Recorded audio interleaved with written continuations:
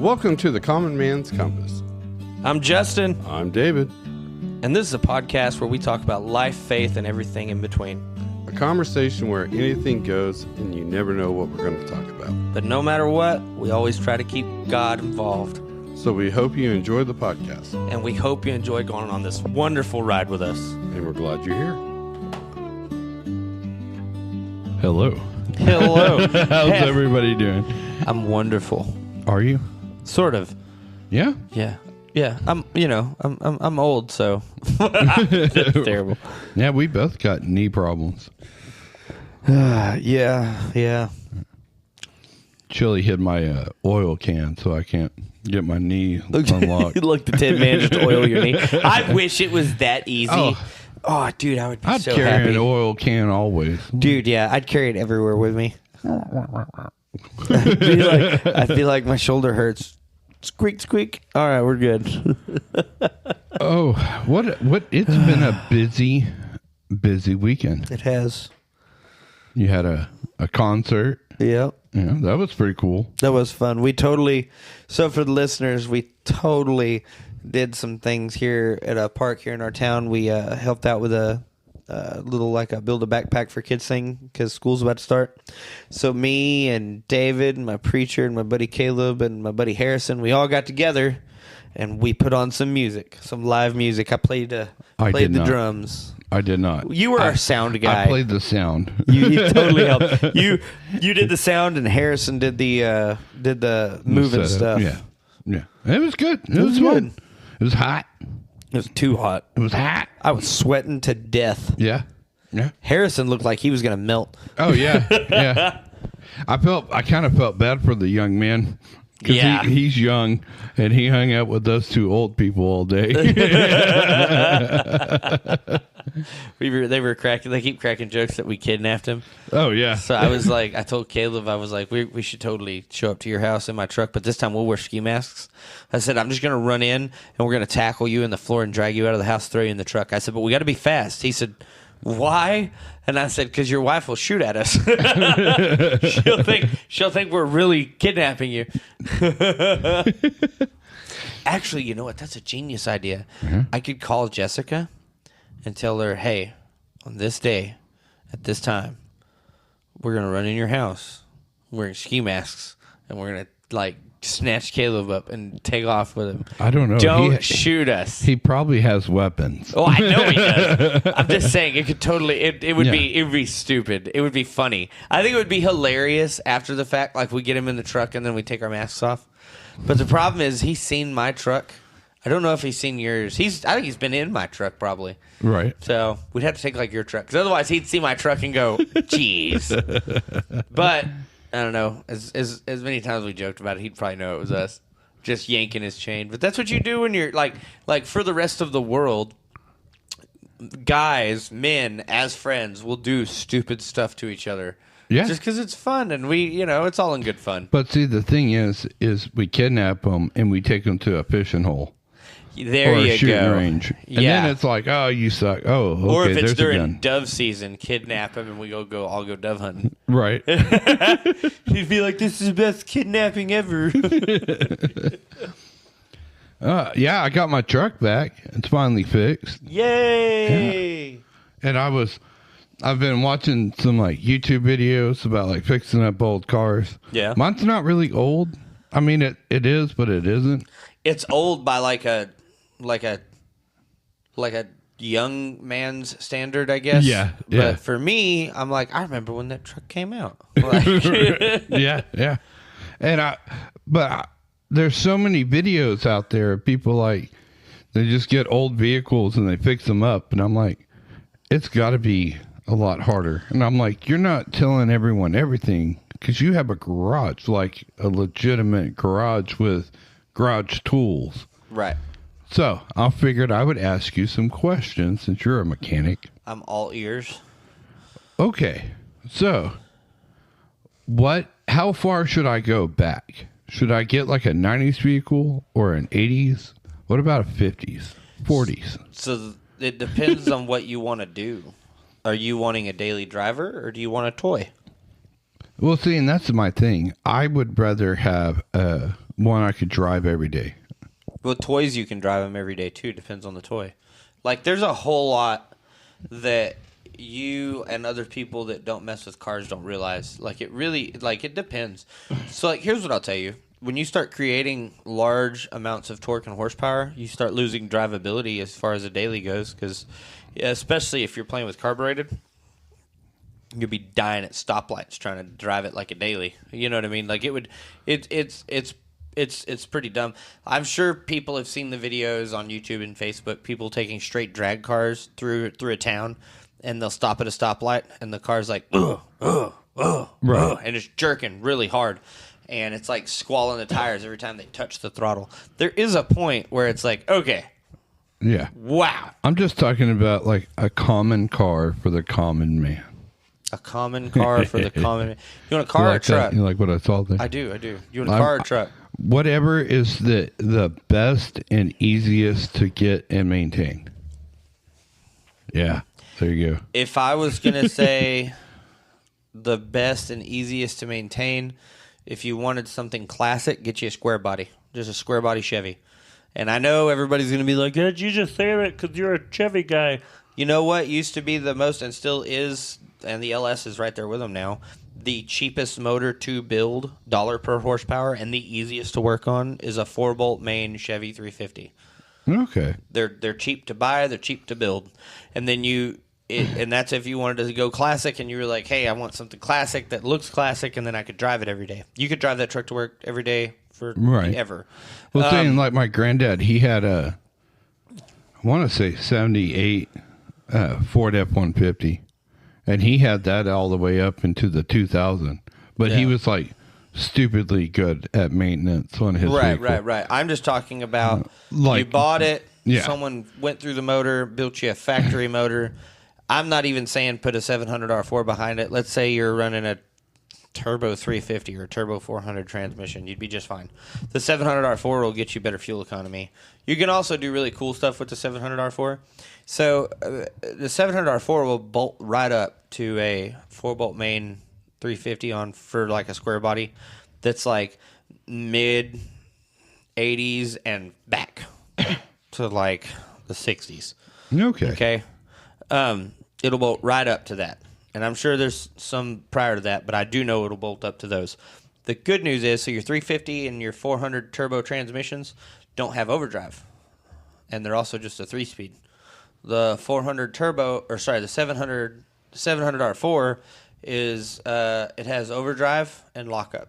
It also has, is a 4-speed transmission. So you have, or not a 4-speed transmission. Sorry, my brain's everywhere. Anyway, it's been a long day. Right. It has overdrive and lockup.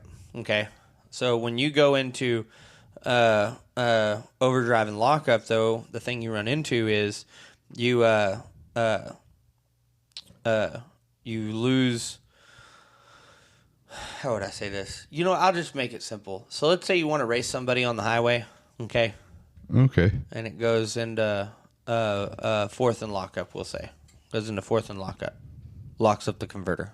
Okay? Well, now that it's locked up the torque converter, you lose horsepower. Okay? And you lose torque. Your motor's still making the same amount of power, but it's not coming out the same out the rear end. And it's kind of hard for me to explain how that works to people that don't understand it. But it would be like if I said, hey, let's go race. And we got out on the highway. And then when you went into fourth and lockup, I attached an 18-wheeler to the back of your car. Okay. It would just But- slow you way. Like, So you'd still don't be race. speeding up. Well, there's a thing you can do. So you'd still be speeding up. But you'd be speeding up much slower than the other guy. So what you do is when you do the 700 R4 when you do the 700 R4 in the on those square bodies like that, the 700 R4 has a 4-prong plug that is supposed to be plugged in so that solenoid works. Only one of those pins needs to have a hot wire to it. So as soon as you turn your truck on, there's a hot running right to that guy, and that'll make it that in the very last gear of that transmission, it'll kick on fourth and lockup. Okay. What you do is you put a switch on it, on that hot wire, that breaks the hot. So Right. if you want to drive it normally and you want good fuel economy on the highway because you want overdrive to work, leave it on.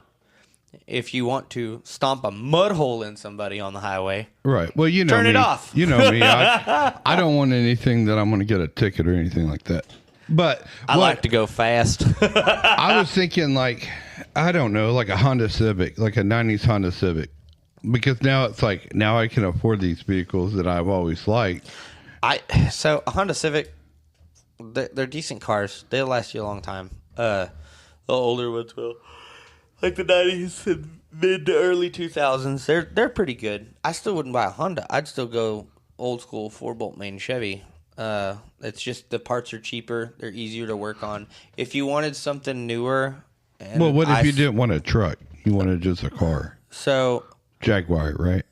no, not even. BMW. You can spit that dirt out of your mouth now. No, so I don't know, man. There's a lot of cars out there. It really depends on the year. And I was gonna say if you wanted to step into like the newer years, if I was gonna say something newer than a square body pickup wise before I step into the next part, I would say like what I have now. Right. I have a crew cab. You don't have to have a crew cab or a 3/4 ton, but get you an old pickup with an LS in it. Those LSs, they're 400,000 mile motors. They're roller motors, so they last a long time because they have way less friction. As long as you take care of them, they last for a very long time. There are people that are like, those LS transmissions, the 4L80s and the 4L60s are garbage. I can show them mine. It's got the factory transmission in it. Right. And it's at like 420,000 miles. Now, the motor, I tore it out and rebuilt it at like 364. It was still running. It just was smoking a little bit. So I Okay. took it out and tore it apart and rebuilt it and no more smoking. And now I have a 500 lift cam, LS3 heads, and a tuned computer. But they're also super cheap and easy to build to make power. If you wanted to step into a car and you wanted to say, I want a good gas mileage car that's going to last me a while, something that's good on gas, and you're not worried about age, new, old, or nothing, there's a bunch of them you could go with. You could go with the older Honda Civics, get you a stick shift. You'll thank me later. And by older, I don't mean like a 2016. I mean like 90s, mid-90s. Yeah. Honda Civic. Or get you... That's what my friend had. He had a 93 stick shift Honda Civic. And that Yeah. and for a regular, it was just a regular car back then. It went pretty good. Like, if you wanted to, you could get it. But You could get you, if you want something that'll outlive everybody, get you a Toyota, almost a Toyota anything except Tundras. I hate Tundras. But you could get like a Toyota Camry, like a mid to early 2000s Toyota Camry. what about like a 80s Trans Am? Those think are that's cool looking what those cars. Well, basically my thing is I was looking on Market Space and I saw all kinds of cool vehicles.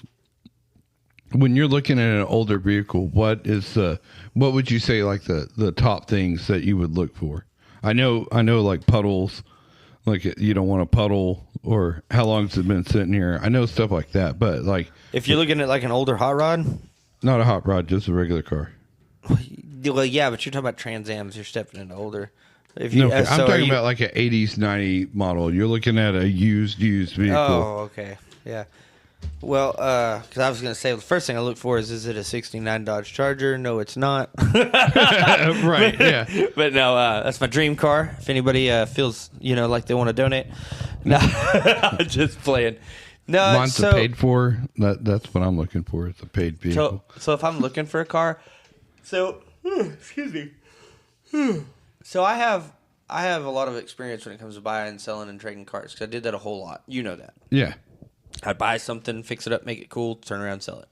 And one of the things I look for is, well, the first two things I look for is price and mileage.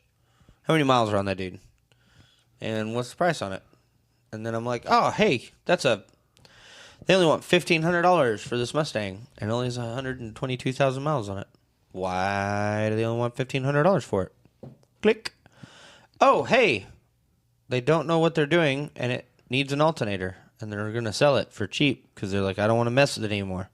Okay, so I go look at it, and I say, oh, okay, so maybe it really does just need an alternator. And then I offer them less. Okay. Because I'm going to turn around and fix it and sell it, and there's got to be room for me to make money, and it's a V6. That totally just happened. But I didn't buy it because it was a salvage title. He didn't tell me that. He didn't even know. He brought me the title, and I was like, dude, that's a salvage title. He said, what's that mean? I said, read those words right there. Rebuilt salvage title. This car's been totaled. And he goes, so what happens? I said, well, it means you can't get full coverage on it, and nobody wants to buy it because it's a salvage title. Right.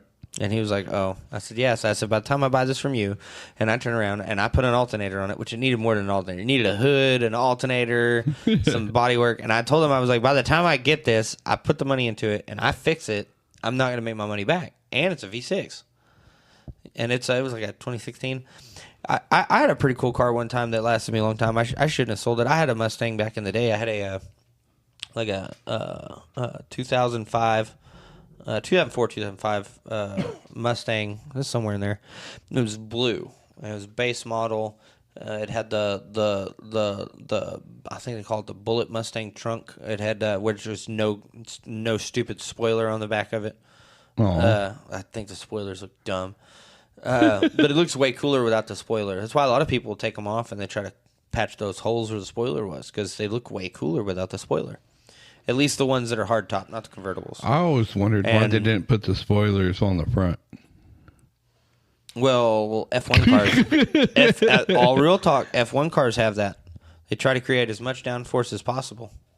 Right. But that's what a spoiler's for, is to put downforce on the back of the car. To put more pressure. That's what a real functioning one is for, and it's supposed to put pressure on the back of the car to help push the back of the car down so you get more traction on the rear wheels. So I and that's at high rates of speed, obviously. That's not why you're sitting at a stoplight. that'd be dumb. But anyways, so I had a Mustang. It was pretty cool. You remember the Mustang, the blue one? Oh, yeah. Dude, everybody wanted that car. But I should have never sold it. It was stick shift. It was a V6. For a V6, it could get up and run. I paid like $3,000 for it back in the day. That's all I paid for it. But it was a beautiful blue car. It ran good. Didn't give me no problems until I grenaded the rear end doing burnouts. I missed my Cutlass Supreme, my '89 Cutlass Supreme. I paid $800 for that. Yeah. It smelled like an ashtray because some grandma smoked in it for like 38 years. That's funny. But I loved it. Tom Petty was stuck in the cassette tape, so that's all I could listen to was Tom Petty, which is not bad. Dude, I tell you what, if I've got a bunch of vehicles I wish I wouldn't have got rid of, but one of them for sure is, one of them I didn't get rid of. It got wrecked by somebody I let drive my car. But it was the one that I wish I wouldn't have got rid of was my 88 K5 Blazer. I bought that for $3,500. All the windows worked. The paint was in pretty good shape. It had one dent. The interior was immaculate. There was not a single crack in the dash. The carpet was good. Everything worked. It had a 350, 4-bolt main 350, a $700 Ford behind it. Someone had put in it. Dude, four-wheel drive worked. I loved that thing. Had a lift kit on it. You never let me drive it. Heck no. I didn't let nobody drive it. That's a story. So, anyways, no, I should have never sold that thing. I sold it so I get another motorcycle. You know how much that truck goes for right now? In that shape? What, 2000? $15,000. I bought it for $3,500. Do you have any idea how mad that makes me? Oh, yeah. Because now I'm like, I would love to have another one of those, but I can't afford it now. It's too much money. No, there is a funny story, I will say. I was going to say, I'm banned from driving your vehicles. You are totally banned from driving my vehicles. So for the audience and the viewers, a long time ago, I had this step side Chevy pickup as an OBS body style. Oh, it was nice. It was all right. It wasn't super nice, but it looked all right. It was a good truck. It was a really good truck. The radio worked. It used to. So that truck didn't have any cup holders, and it's a bench seat. And I told David, I said, hey, man, can I borrow your car? I had to make an out-of-town trip, and I didn't want to take my truck because it's not going to get great fuel economy. And he was like, yeah. So I borrowed his car, and I go out of town, and I come back. When I come back, it is raining. And as I pull up, I realize that my windows are down. I run in the house, and I'm like, David, where are my keys? It's raining, and the windows of my truck are down. And he throws me my keys. And then I run back out, and I try to turn the key on to roll the windows up. But there's nothing. No juice. David also left my headlights on. I get the windows rolled up. I get his car hooked to it and jump it off. I get the windows rolled up. I kill the headlights. And then I realize there's sticky stuff all over my radio. And I told him, it's very tempting to put your soda on the dash because it looks like it'll work, but it will not. And it will fall, and it will land in the radio. And that is exactly what he did, and it filled my radio with Dr. Pepper. In my defense. Now, wasn't that the truck that walked sideways when you first started? Like, if you stepped on the gas real bad, it kicked the back end a little? Oh, it started fishtailing all over the road? It was one of many. Yeah. If you hammered it would start scooting all over the place. It just starts spinning tires and burning out. I set my Dr. Pepper on there, and I stepped on the gas and went, oh, I forgot. And before I could reach for it, it spilled everywhere. Yeah. I'd blame it on that, too. Yeah. I got it from you, and then I went to work the next day, and they got mad at me because I was burning out in the driveway, and I was like, I was just trying to go home. Yeah. it looked all right, but it get up and scoot, my gosh, that thing could go.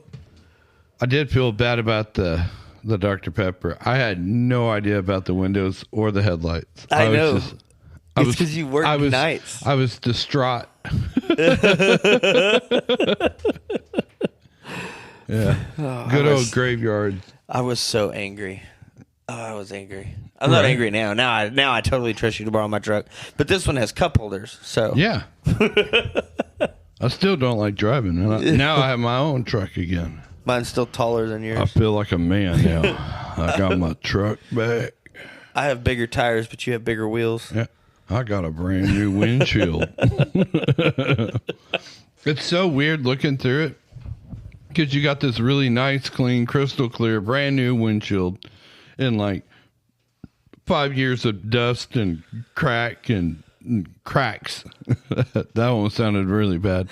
I got dust and cracks all over it.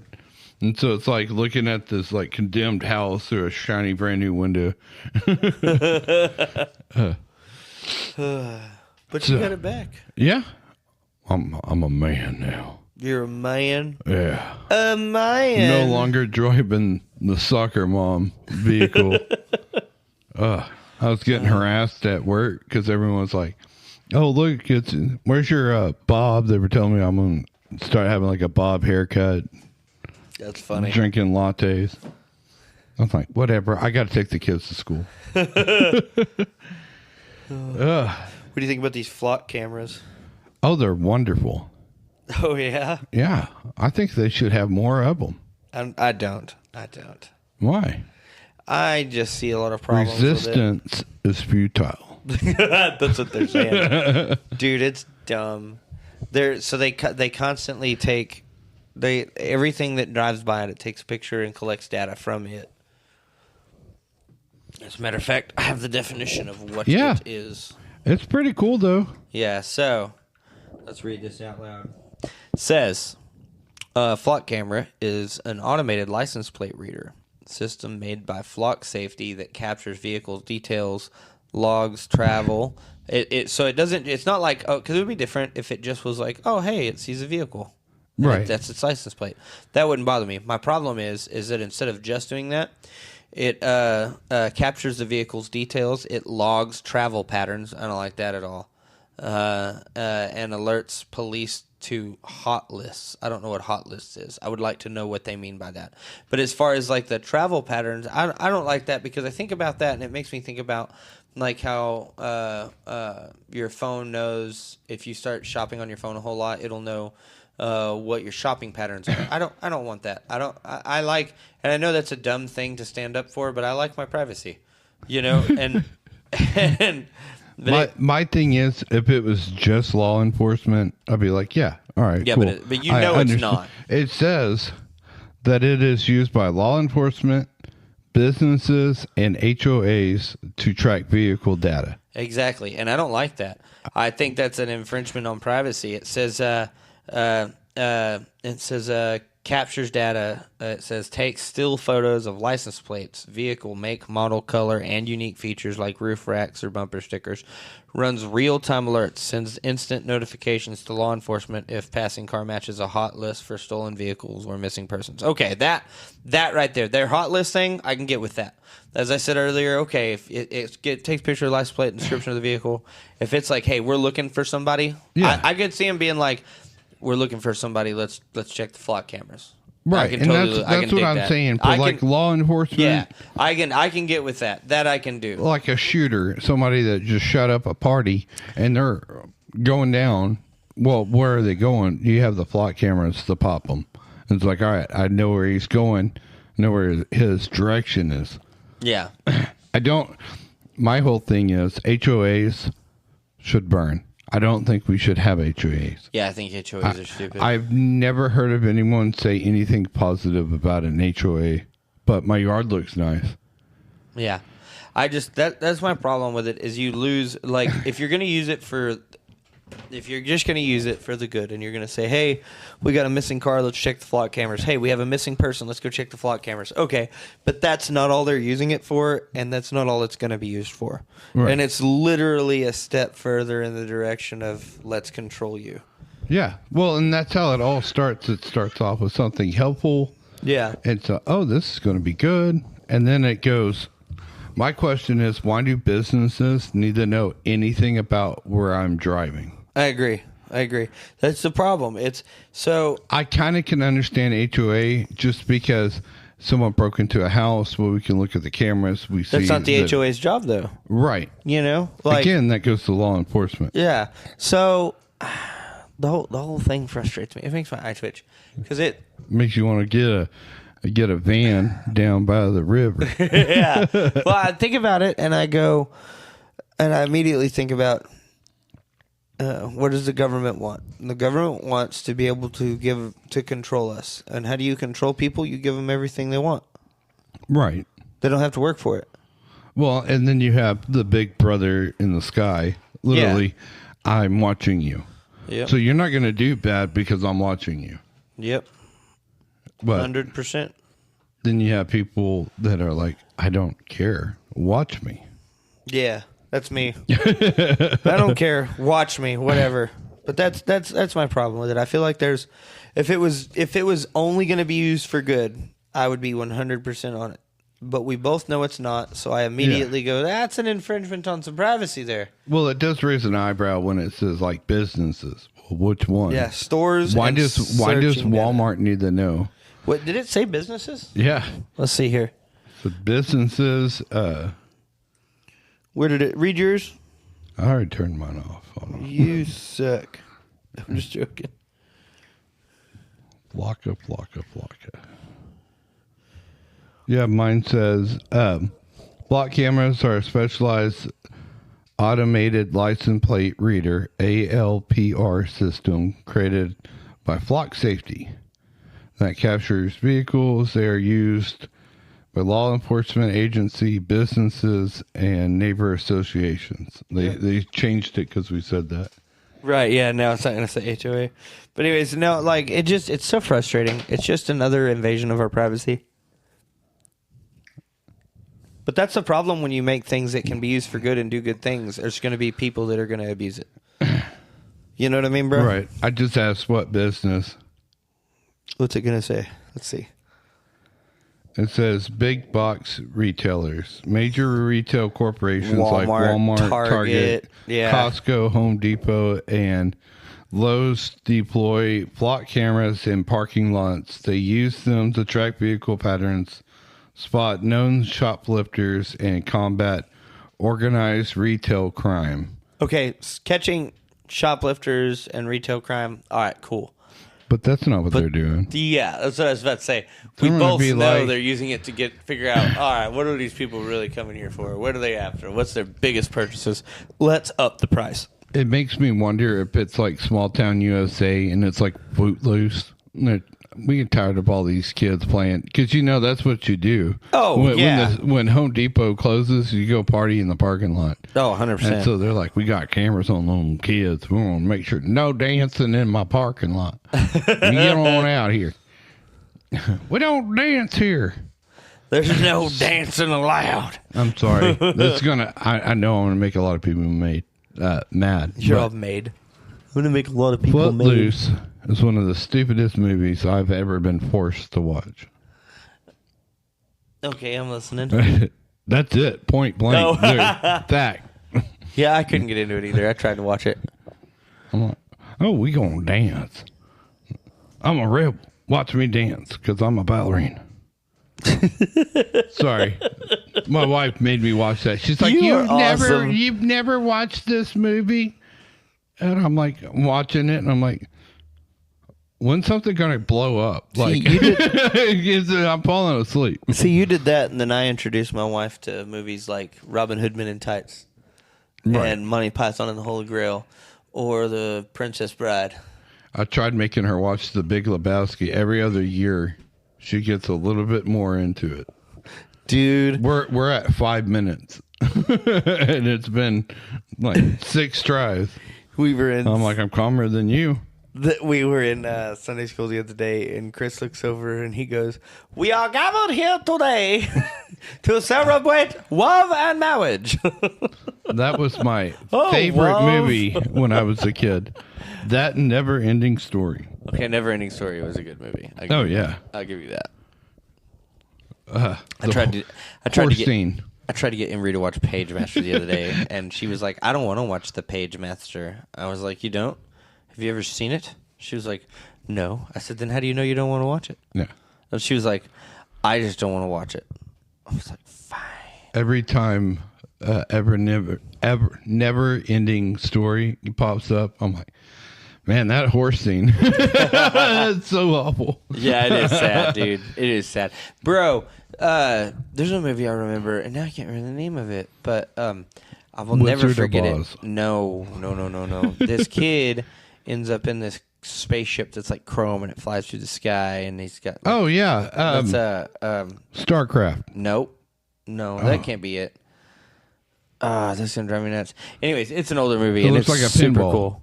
Looks like a pinball that he's in. Yeah, it's crazy looking. Oh, there's like those crazy chrome steps come down, and he's got the little creature hanging out on his shoulder.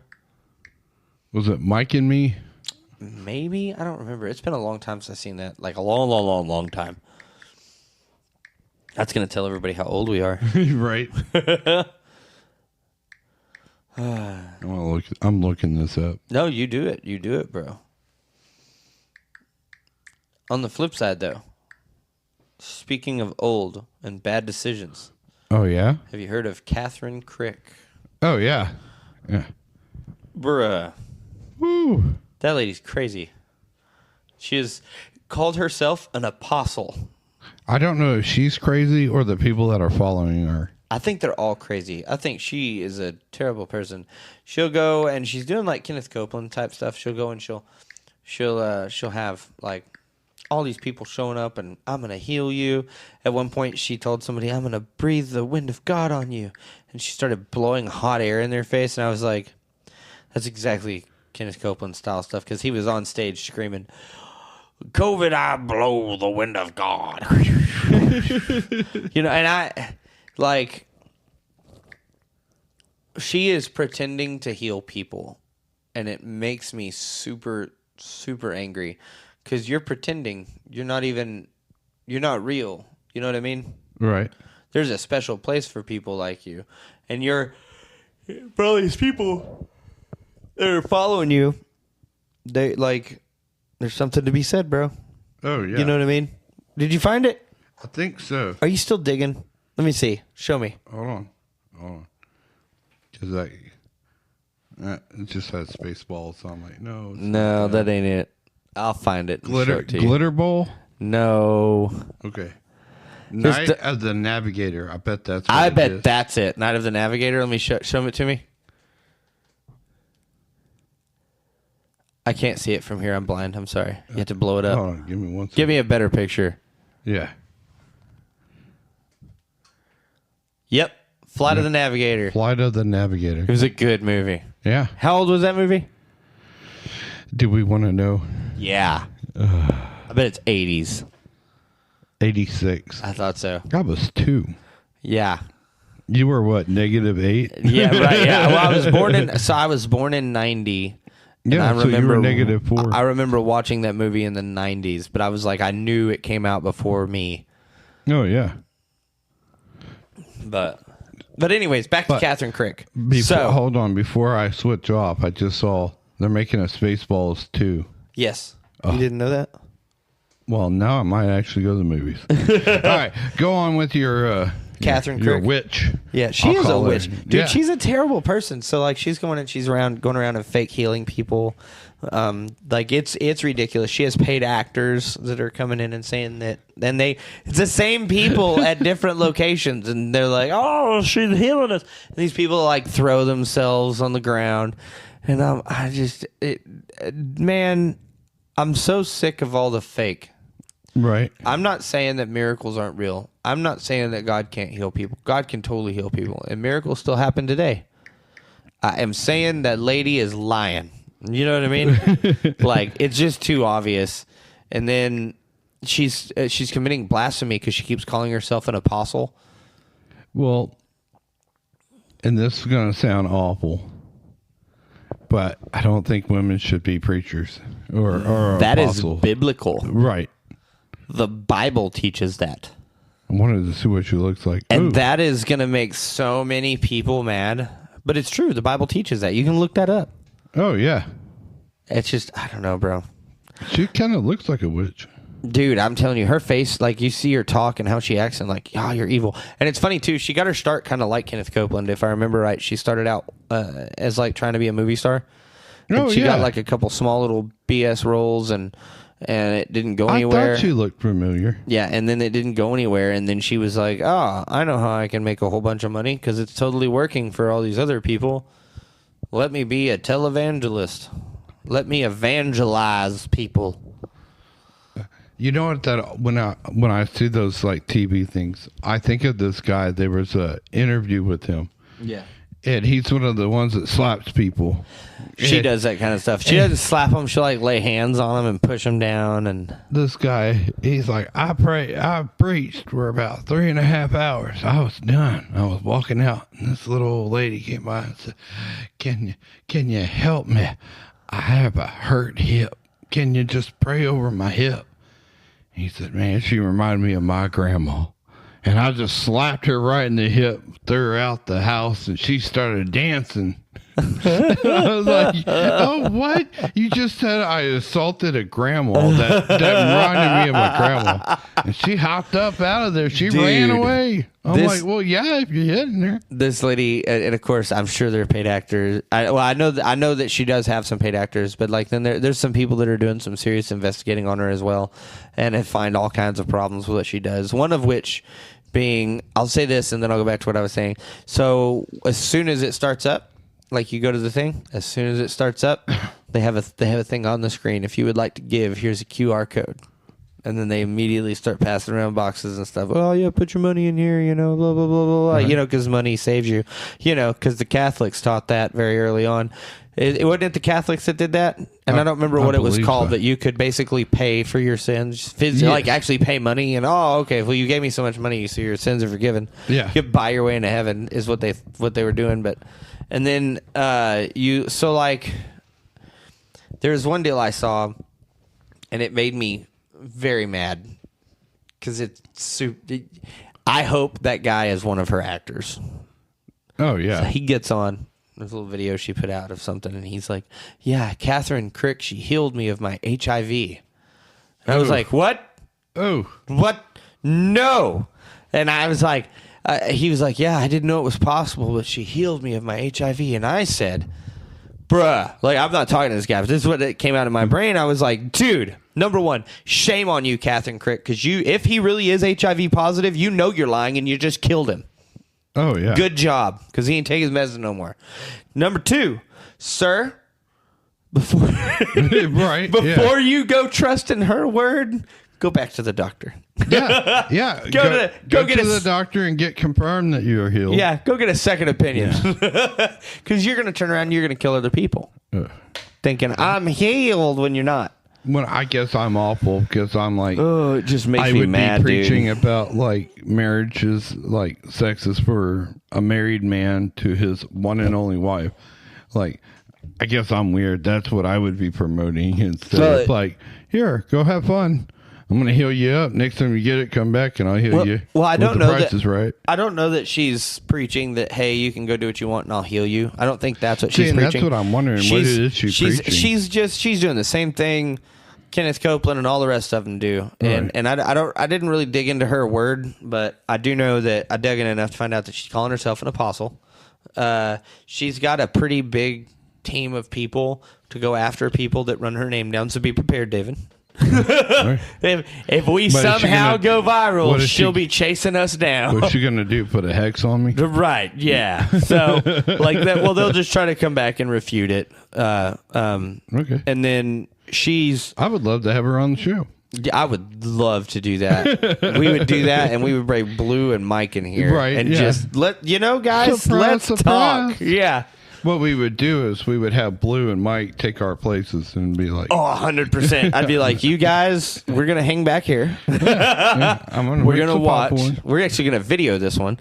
No, but anyways, so intellectually speaking, and guys, we say that because those are two very. What are you doing? You're blowing off your keyboard while we're recording. Come on, bro. You can hear that all over the mic. I'm sorry, I heard a dirt.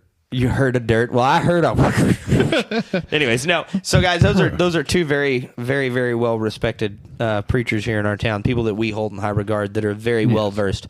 It's not just people that went to seminary. These are people that have really dug in and learned and gone to college, and like they really have learned, and they understand theology and apologetics, and they have some wisdom about them. And so, And they have been on our show, so check out the previous videos. 100%. But yeah, dude, Plug.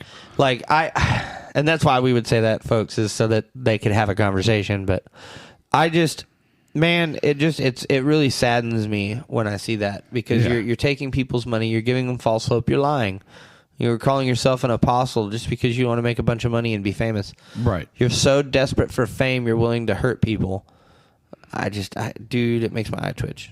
And, you know, God does talk about that if you go as a teacher or you go as a preacher, like, you're going to be judged more than most.